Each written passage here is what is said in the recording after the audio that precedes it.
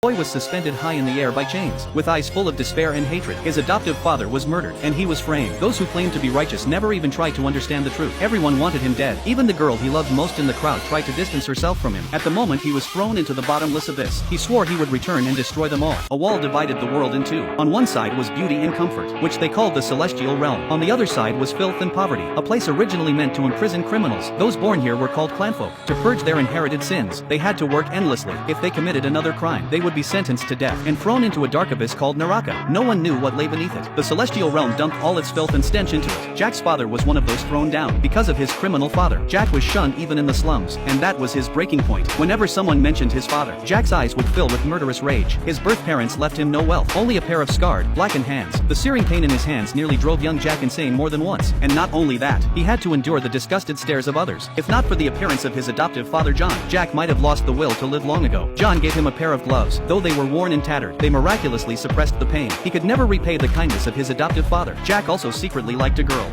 Rudo!